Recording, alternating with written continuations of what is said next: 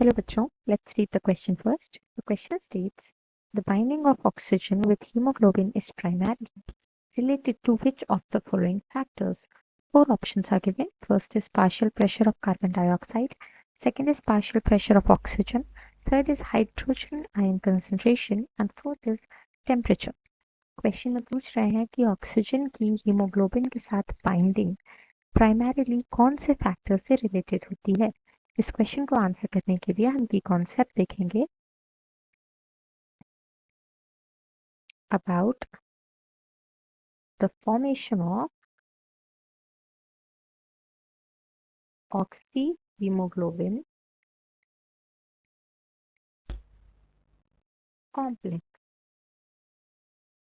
तो oxy haemoglobin complex जो है यही है जब ऑक्सीजन हीमोग्लोबिन से बाइंड करता है तो यही कॉम्प्लेक्स जो है उसका फॉर्मेशन होता है। तो यहाँ पर हम लिख लेते हैं ऑक्सीजन की बॉन्डिंग जब हीमोग्लोबिन से होती है then this complex is known as the oxyhaemoglobin complex.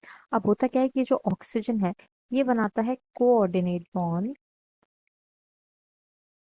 With the Fe और iron present in the haemoglobin. और ये जो Fe प्रेजेंट होता है ये प्रोस्थेटिक ग्रुप के तौर पर प्रेजेंट होता है हीमोग्लोबिन प्रोटीन में और बेसिकली ऑक्सीजन को कैरी करने का काम करता है जैसे जब ऑक्सीजन के साथ कोऑर्डिनेट बॉन्डिंग हो जाती है।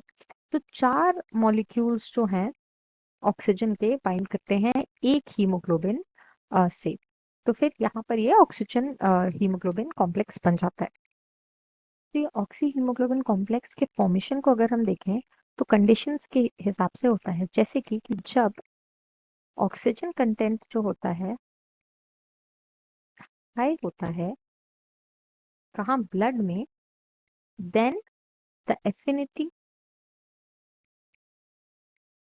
ऑफ हीमोग्लोबिन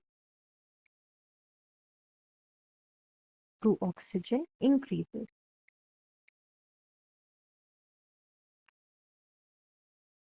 एंड दूसरी कंडीशन क्या होती है कि व्हेन ऑक्सीजन कंटेंट इज लो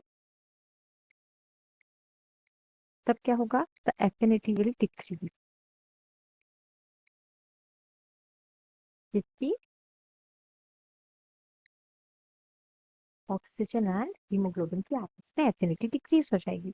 तो ये होता कहाँ कहाँ पर है जो हाई कंटेंट जब होता है ऑक्सीजन का तो ये होगा एल्वियोलर एयर में या एल्वियोलर कैपिलरीज में। तो ऑक्सीजन कंटेंट जो है जैसे ही हमारी ब्लड कैपिलरीज जो है लंग्स में कैप्चर करेंगी ऑक्सीजन को ऑक्सीजन कंटेंट बढ़ जाएगा तो वहां पर हीमोग्लोबिन की जो एफिनिटी है ऑक्सीजन के साथ वो बढ़ जाएगी और ऑक्सी हीमोग्लोबिन कॉम्प्लेक्स का फॉर्मेशन होगा।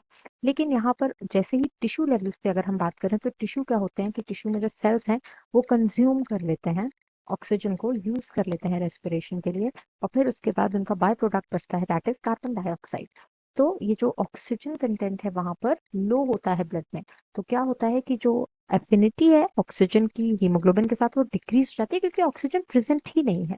तो वहां पर क्या होता है कि कार्बोक्सी हीमोग्लोबिन कॉम्प्लेक्स बनता है कार्बोमिनो हीमोग्लोबिन कॉम्प्लेक्स बनता है और ऑक्सी हीमोग्लोबिन कॉम्प्लेक्स का डिसोसिएशन हो जाता है फॉर्मेशन नहीं होता।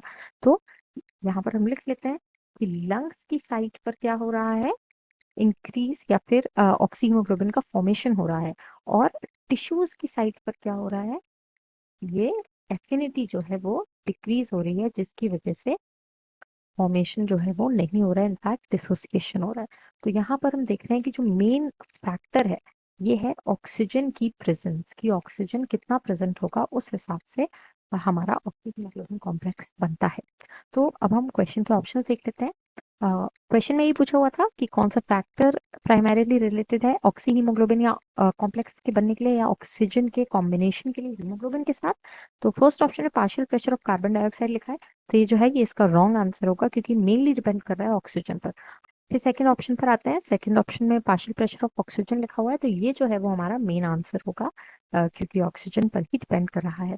थर्ड ऑप्शन में हाइड्रोजन आयन कंसेंट्रेशन पे बात हो रही है ये भी रॉन्ग हो जाएगा ये ऑक्सीजन के हीमोग्लोबिन से बाइंड करने का फैक्टर नहीं है। ये इनफैक्ट ब्लड पीएच मेंटेनेंस के लिए बहुत इंपॉर्टेंट होता है।